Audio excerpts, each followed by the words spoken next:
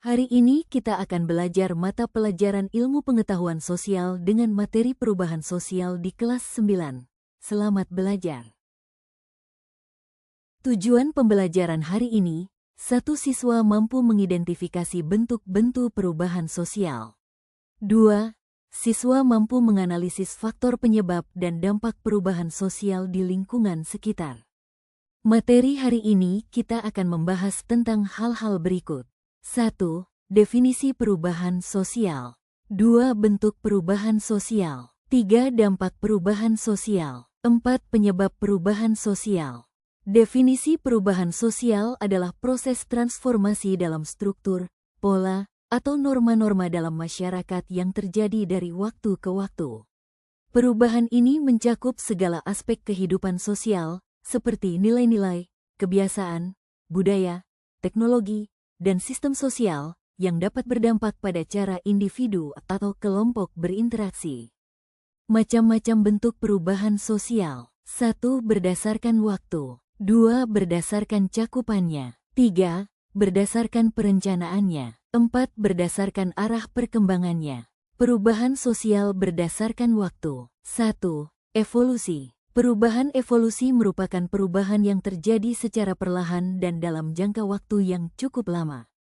2. Revolusi. Perubahan revolusi adalah sebutan bagi perubahan yang berlangsung dengan sangat cepat, drastis, dan terjadi dalam waktu yang cukup singkat. Perubahan sosial berdasarkan cakupannya. 1. Perubahan kecil. Perubahan kecil adalah perubahan yang terjadi pada sebagian kecil masyarakat atau pada sebagian aspek kehidupan saja. Perubahan ini tidak berdampak signifikan terhadap struktur masyarakat dan peranata sosial yang ada di dalamnya. 2. Perubahan besar. Perubahan besar adalah perubahan yang terjadi pada sebagian besar masyarakat atau aspek kehidupannya.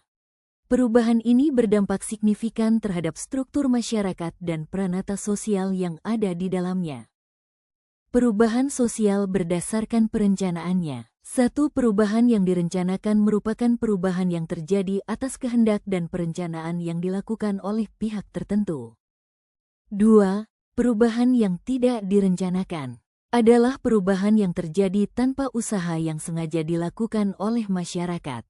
Biasanya perubahan yang tidak direncanakan terjadi akibat adanya bencana alam sebagai dampak dinamika geografis atau bencana sosial sebagai dampak dari perkembangan masyarakat itu sendiri.